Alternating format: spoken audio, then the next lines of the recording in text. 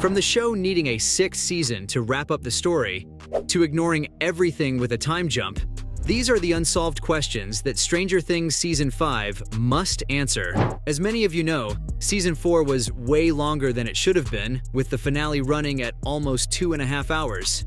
That's a whole darn movie. Fortunately, the Duffer Brothers heard your voices and confirmed that Season 5 won't be that long, since they'll be sticking to the hour-long format. When the writers of the show teased the 5th season, a picture of a whiteboard with 8 columns hinted at the number of episodes. And let's just say, I don't think 8 hours is enough to fill in all the plot holes that the series has. That's right, the so-called flawless masterpiece by Netflix isn't that flawless after all, because as the seasons went on, or should I say, stretched on, fans have noticed more plot holes than the number of Demobats that killed Eddie Munson. Too soon? That's what everyone said about Munson's death too. Look, everyone knows if you're a new addition to the gang in Stranger Things, you're definitely getting eaten alive in the season finale of the show. Unless your name is Robin, of course. But as the 5th and final season inches closer to its release date, maybe the other half of the Scoops Ahoy duo will see her unfortunate end. Let me start with the simple ones that don't have much impact in the long run of the plot, as if there's a plot worth salvaging in the first place. So, remember the cool flashbacks that Eleven had in Season 4?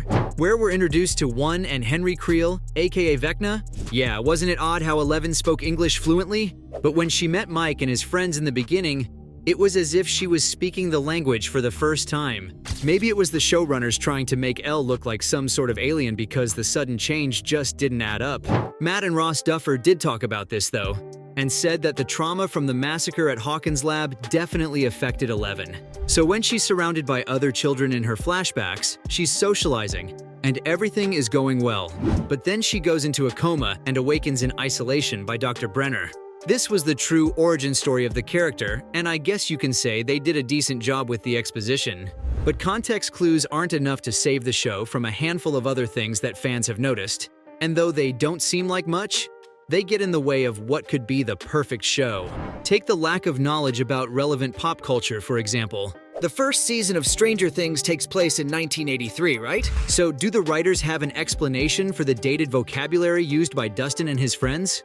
Because last time I checked, I'm pretty sure kids from the 80s didn't talk like kids from the 90s and early 2000s. The show has knocked the costume design out of the park. I'll give them that.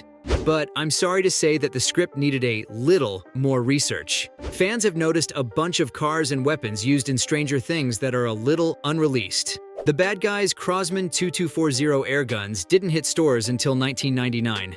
And there have been some cars that may look pretty but were never made in the early 80s. You want to know the craziest part?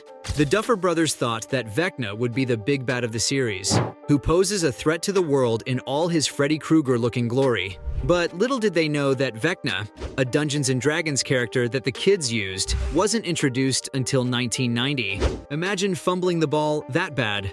As far as the music goes, they played it safe and used one of the most popular Kate Bush songs in Season 4, which still needs a Stranger Things remix on Spotify, by the way. Could they put a time travel plot in the 5th season? Ironically enough, time will tell, cause only time can heal wounds like that. As for the bigger wounds, well, we should all be asking Dr. Brenner what his skincare routine is. I mean, this guy can survive almost anything. In Elle's flashbacks, we see that one spares Brenner's life, which was probably a part of his torturous plan in the long run.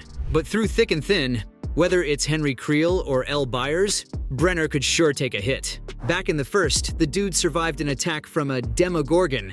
Is there more to this character's story? Because even if he's supernatural proof, he's definitely not bulletproof. But I wouldn't really call this a plot hole, the same way I won't point out the bizarre involvement of law enforcement in the show. Like, why are the kids in charge of the city? For a group of misfits that get nothing but bullied, Stranger Things doesn't do a good job of adjusting different characters in the bigger picture. Events like what happened at the mall are all apocalyptic, and yet it's up to the kids, Joyce and Hopper, to sort everything out. Could there be some sort of massive mind flayer thing going on in the population? Even if that's a very far reach, there are still massive plot holes that fans need addressing.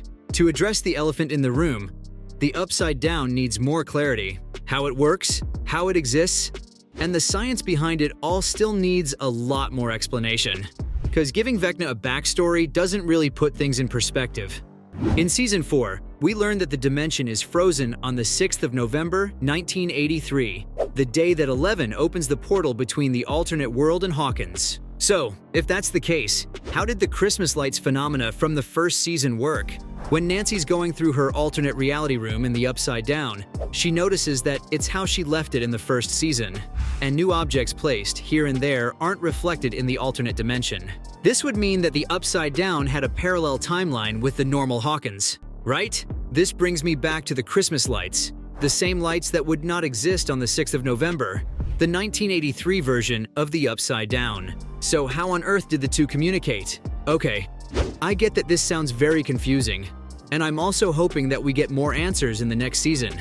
As for things that don't need you to put your brain in overtime, think of the events of Season 3. I have just one question. Where is Kali? You remember her, right? The, fan favorite episode of the show? The same one that served so much to the overall plot of the series? Yeah, I'm definitely being sarcastic, by the way. 8 wasn't the only kid with superpowers that the show introduced to us, because there was a whole room full of them.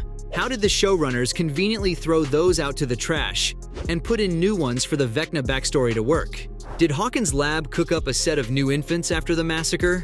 There are so many unanswered questions, and the worst part is that a lot of people think that they'll stay unanswered in the 5th season. You know, because the writers just love setting up character side quests and building up a story every season. It would be insane if they forget everything that's happened, especially the cliffhanger left in Season 4, and do something crazy like a time jump, right? Okay, just read the update, and yeah, this show better have the best writers on Earth working on this. So the latest season ended with the majority of Hawkins moving out of the city because of the earthquake that took a bunch of lives in the population.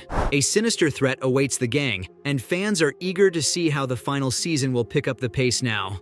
But this time, the jump will definitely cause some problems, because if they go back to exploring different characters doing their daily routines, like Steve and Robin working at a DVD store, or anything close to a wholesome environment, then fans are going to be mad. Everyone expects faster pacing and absolutely zero unnecessary plots. You know which one I'm talking about because Hopper's escape from Russian prison is probably what made the 4th season so long. If I were to say that the show should have ended on Season 3, then I'm pretty sure the comment section would be an absolute war zone. We all love Stranger Things, even if most of it is starting to not make sense. It looks like the Duffer Brothers need to revisit their work and note down what's canon and what's not. Retconning Will's birthday was a smart save, but I'm afraid they can't retcon major plot points that are integral to the bigger picture. Season 5 should start strong and end even stronger, with non-stop action and a ton more emotion in the script. For now, all we can do is wait because we still don't have an expected release date yet. So, from ignoring everything with a time jump to the show needing a 6th season to wrap up the story, those were the unsolved questions that Stranger Things Season 5 must answer.